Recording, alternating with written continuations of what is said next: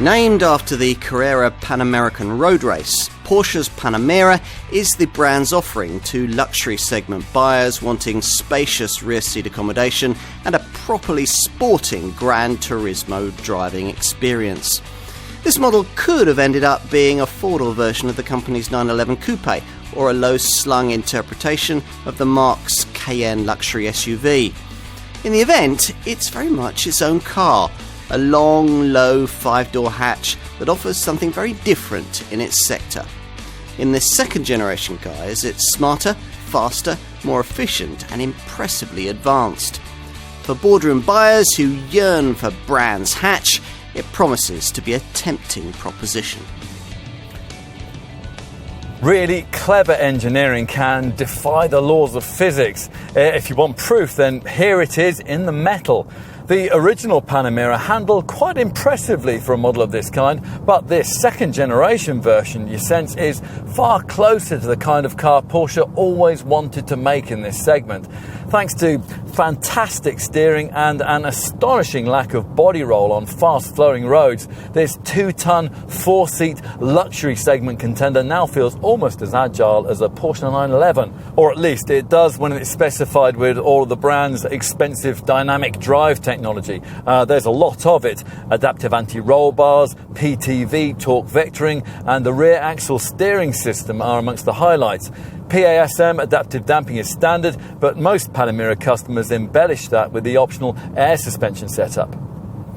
That is one option we're trying here. Another is the Sport Chrono package that gives you F1 style launch control and a drive mode system that allows you to alter the throttle response, the steering feel, stability control thresholds and the reactions of the freshly developed 8-speed PDK auto gearbox that's now standard fit across the range.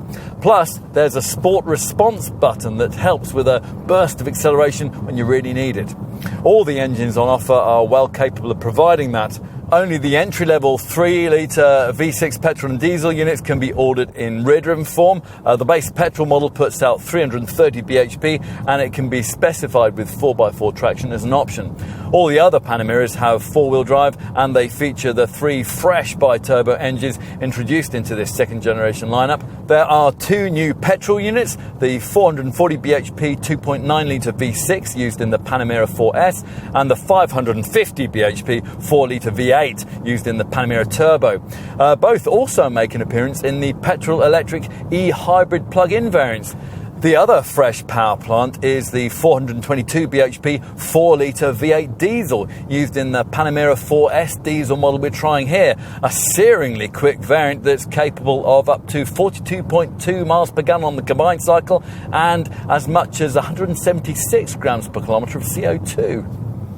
Shut your eyes and picture what a 4-door Porsche 911 Sports Coupe might be like, and you won't be a million miles away from the reality of this Panamera. The original version of this car set out to deliver on that brief too, but it never quite managed it. Sleek from some angles, but distinctly awkward from others. Everyone seems to be agreed, though, that this second-generation model is a much more stylish piece of work, thanks to its longer wheelbase and its lowered rear roofline.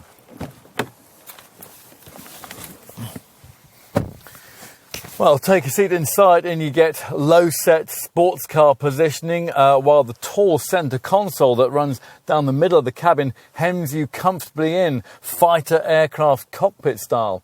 Around the gear stick, the fiddly little buttons that previously decorated the centre console have been replaced by a shiny black panel that comes to life with touch-sensitive controls once you fire up the ignition. Just above lies the other defining feature of this cabin, a huge 12.3-inch colour touchscreen controlling the now standard Porsche Communication Management Infotainment System. More screens are found in the instrument binnacle, either side of the prominent rev counter gauge. All of it's configurable to your personal preferences as part of one of the most sophisticated cabins you'll find anywhere in this segment.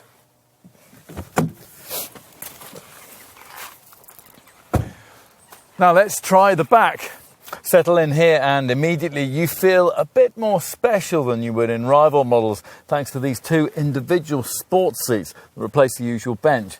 Another advantage to this layout is the way that it allows space for this big centre console, optionally incorporating this 4.6-inch colour touchscreen that's similar to the one provided on the dash. The long wheelbase executive model's 150mm of extra body length will allow board-level bars to really stretch out. Wealthy families, meanwhile, can also now consider this car, courtesy of the way that the Sport Turismo shooting brake estate incorporates a small 2+1 centre rear seat that could be used for a child. With everything flat, a massive 1,340 litres of space is available in most standard variants. The market has always offered very fast, very luxurious, full-sized luxury saloons. Rarely, though, have they been rewarding to drive. The Panamera has always been different, very much in a class of its own for boardroom buyers who don't spend all their lives wafting up and down the autobahns.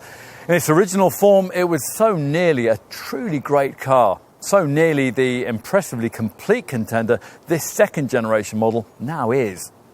So in summary, if you still enjoy your driving and you like the way this contender looks, then you're going to love the way it rewards you at the wheel.